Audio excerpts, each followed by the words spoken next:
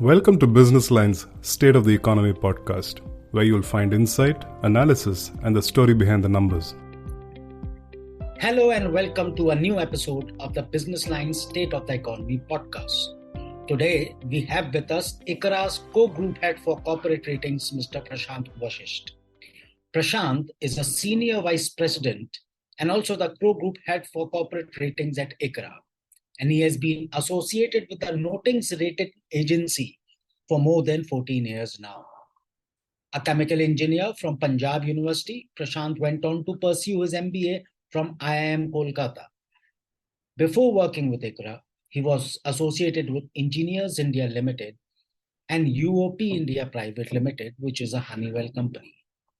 Prashant is not just a member of the ratings committee, but he and his team also handle rating assignments for sectors such as oil and gas, fertilizers, petrochemicals, and chemicals.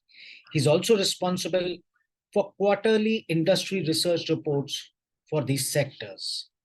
Today, we want to explore how India's natural gas story is progressing, particularly after introduction of the Kirit Parikh formula, which was on fair pricing of natural gas produced in the country. Now, if you see in the last 2 financial years, the Russia-Ukraine war has come as a black swan event, which has not just impacted global markets, but has also sent spot prices of liquefied natural gas soaring to a peak of almost $54 per million British thermal units in August last year. Besides this, in line with the higher international prices, the prices of gas produced from legacy fields, which is done by ONGC and oil, also went up. These prices hit $8.6 per MBTU in the last 6-month period, which was October 2022 to March 2023. Post this, the Kirit formula came into effect.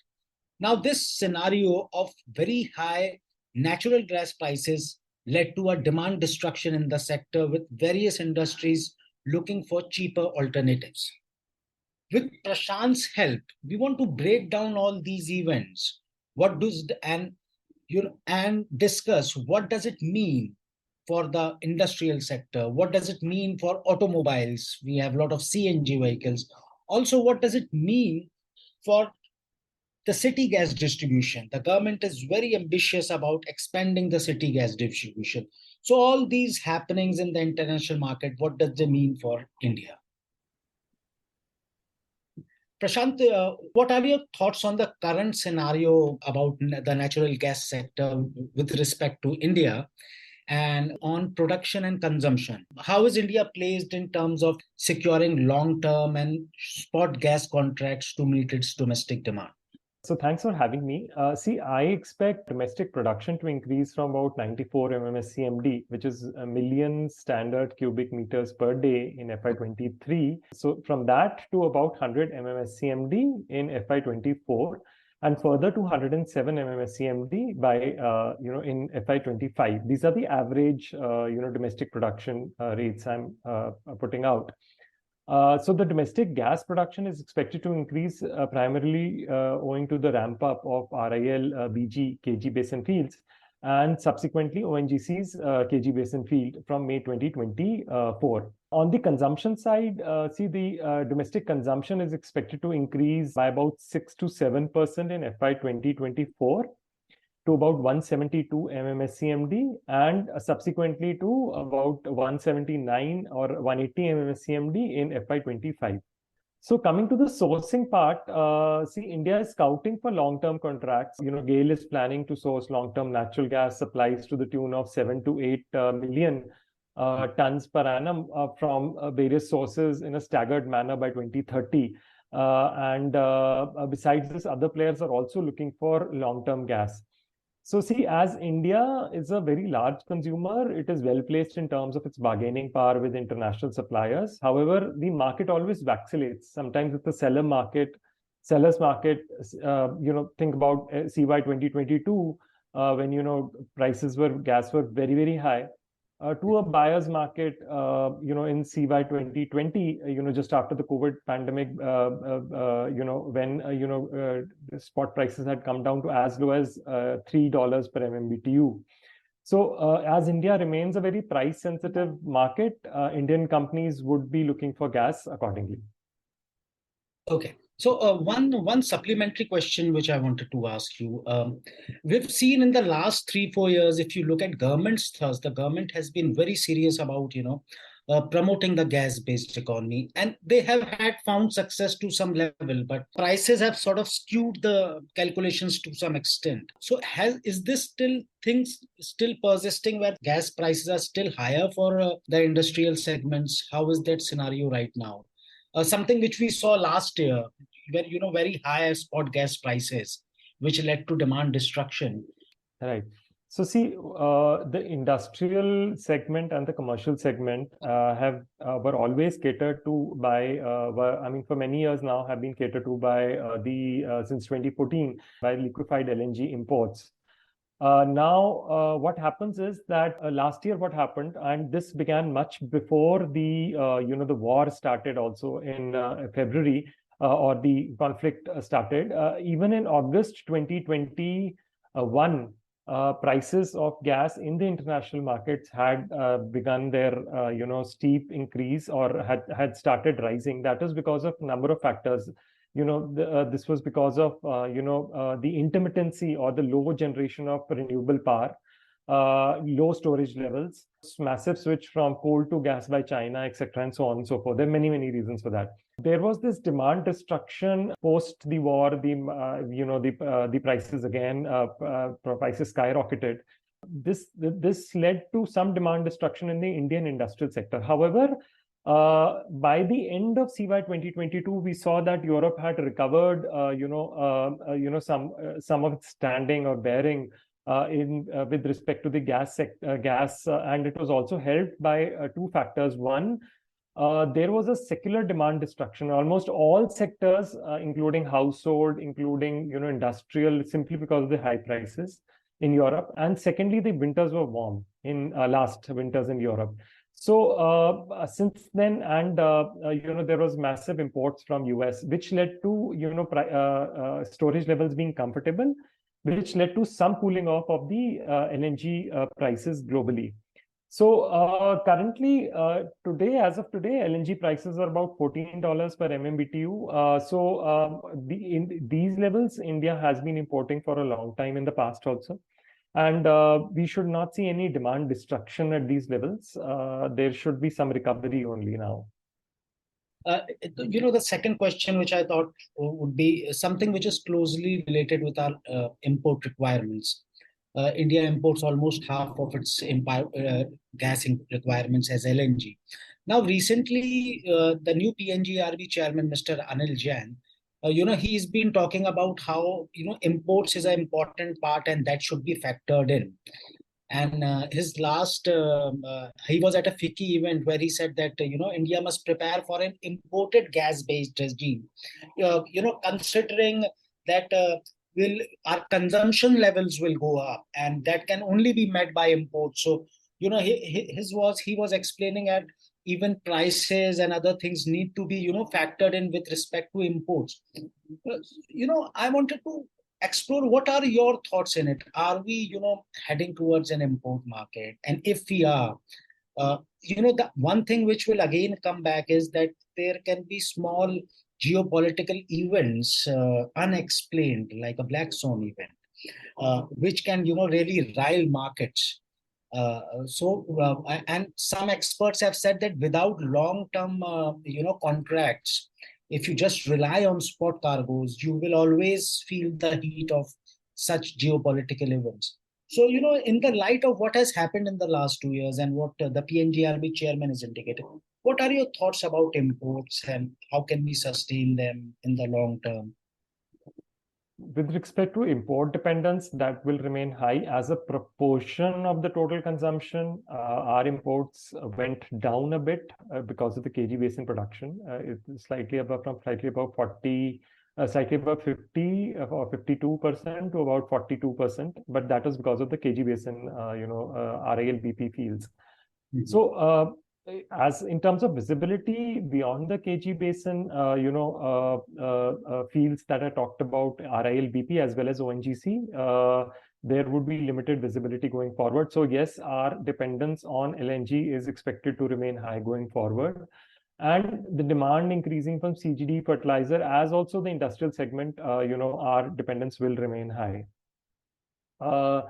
Another thing that needs to be important, noted is that gas has historically traded, at a discount to crude in terms of the energy equivalent on energy equivalent basis. So except for CY 2022, when gas traded part of CY 21 and CY 22, when gas traded at a premium to crude oil or crude oil derived fuels in energy equivalent terms, most of the in this history, mostly it has traded at a discount. So if the prices are right, our dependence on LNG would only increase. India, as I mentioned, remains a very important, very price sensitive market. So going forward, coming to your question of vulnerability to geopolitical, yes, most companies, I believe, are going to have a limited, India historically also has had limited dependence on spot. We have only about 10 to 15% of our requirement was met by, spot gas. And I think that has sort of been reinforced by the extreme turmoil in the markets that we saw in CY 21 and 22, especially 22. And when cargoes were available and bought by some companies also at as high as $40 per MMBTU, which made headlines also. So companies don't want to be exposed to that kind of price shocks, and I believe that they will try to tie up gas so that a large proportion of their total requirement is sort of tied up in long-term contracts which have a linkage with crude or HH, etc. One small supplementary question, and this was for gas-based power plants. Now, if you see what's happening in the country, the government has faced a lot of, the power demand has been rising by multiple numbers.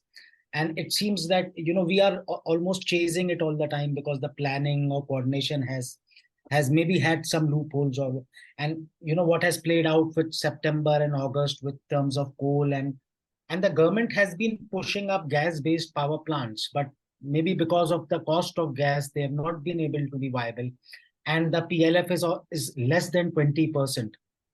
Do you think that we would be able to, run these gas-based plants even at PLFs of coal, maybe say 60%? Would that be possible? Considering that gas is still costlier for vis-a-vis, power generation cost, if you look at it. So see, I think these plants have been stranded for a very long time now, and despite various efforts by the government, they have not really picked up. Even at at a price of about $6.5 per MMBTU, which is the current cap for the nomination fields, the cost of power is around it's about rupees 6.4 per unit, which is still very high. 100% domestic coal linkage would give you power cost of about 4.3. Wind tariffs are as low as 2.8, 2.9, and solar as low as 2.3 to 2.6. I don't think there is a very bright scenario of gas-based power generation in India. Considering that we remain highly dependent on our gas prices itself are even at 6.5, these are uncompetitive. Something which is again closely related, the third question which I wanted to put to you is regarding storage of gas, and the government in the last 5-6 years has been trying to get more floating units. So earlier this year, the International Gas Union came out with its annual report. And in that, it had said that Uh, 5 new floating storage and regasification units and 2 expansion projects are under construction in India. But what IGU said is that they anticipate that this will get delayed further, the commissioning of these FSRUs, because of tighter supply for such vessels. And, Europeans also, scouting the market for more such deals. Uh, but what happens is this does impact India's storage plans and contracting more. So how do you look at this whole scenario? If you could break it down for our listeners. Yeah, so see, FSRU-based terminals in India would be used for, regasification of LNG. And as of now, we see that there are a number of terminals, such as, announcements like, FSRU-based terminals such as Jaigarh, Jafrabad, and later Gopalpur is Gopalpur by, PLL. But if you look at Europe, as you rightly mentioned, there is a list of countries that are setting up FSRUs, and a lot of these FSRUs have been diverted. These include, Germany, 3 units. France, in September only, they have commissioned 1. Italy, Netherlands, Greece, so many. So India will find it very tough to compete for FSRUs. Also, the day rates for FSRUs have gone through the roof, and the day rates would have to be competitive. In India, another thing is that if you look at the current LNG terminals also, they barring most of the new terminals are not operating at very healthy capacity utilization. The capacity utilizations remain low. Some because of the pipeline constraints, like Kochi terminal and like the Ennore terminal. One, FSRU's current day rates of FSRU's availability is an issue, and secondly, the existing land-based terminals also are operating at low capacity utilization. So I think there is still some some distance to cover before we could look at a very robust FSRU sort of based terminal capacity that could come in. Another thing which now we are looking at is how can such gas is a cleaner medium compared with other fuels. So now what is happening is that government is promoting EVs.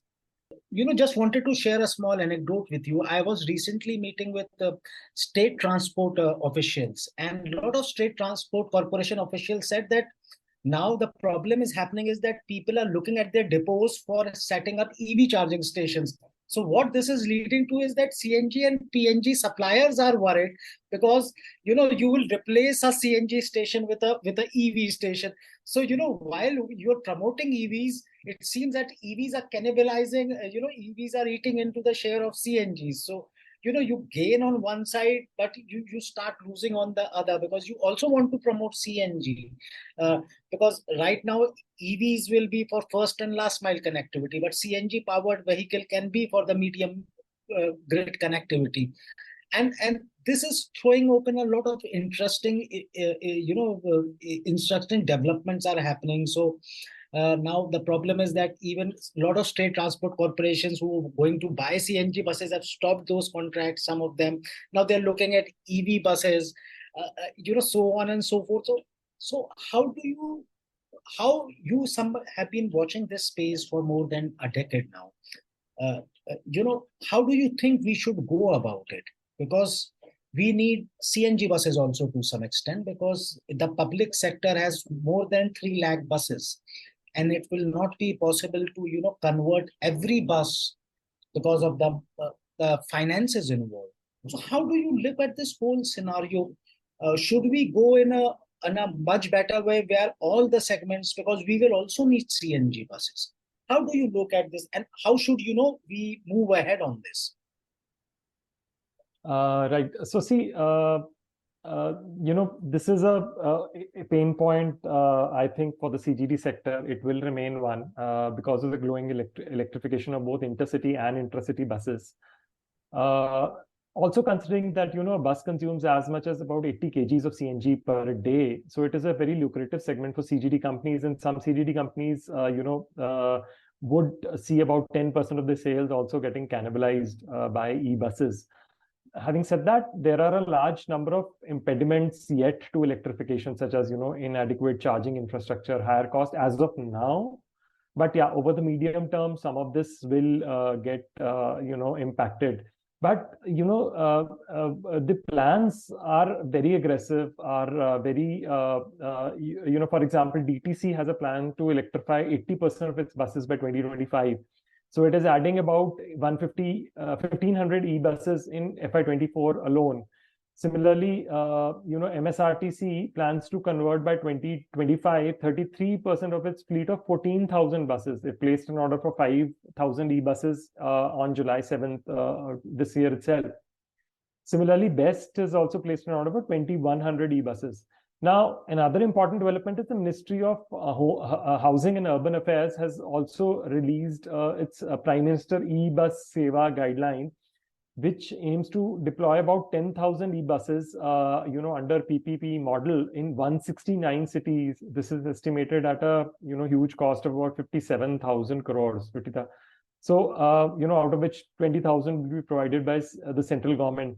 So the scheme will definitely, but see, this is a global phenomena. A lot of, countries globally, because buses have been under government. A big chunk of the buses, the interstate transport, the intercity transport has been with government. And globally, it is seen that the bus segment has been among the first to be converted to electrification. Has been electrified. Is among the first sectors to be converted to electricity. And this is because they want to clean up pollution or whatever it is. And also, pave the way for other consumers also to convert. So I think there will be some time during which both of these fuels will coexist, but this will be impacted. The growth rates in this segment, definitely CNG segment will be impacted, or there could be declines going forward. And eventually, probably, as EVs get cheaper, probably the hit will be higher. So just one small supplementary question. So would this mean that as the public buses move to electric versions, there will be more natural gas spared for the CGD sector and the fertilizer sectors? So is this the government has in mind, where more gas can be spared for the city gas distribution and the fertilizers, which are the two main consumers? And because buses will in a staggered manner move to electric version. So this is also something in mind, that to rebalance the capacities across industrial and consuming sectors?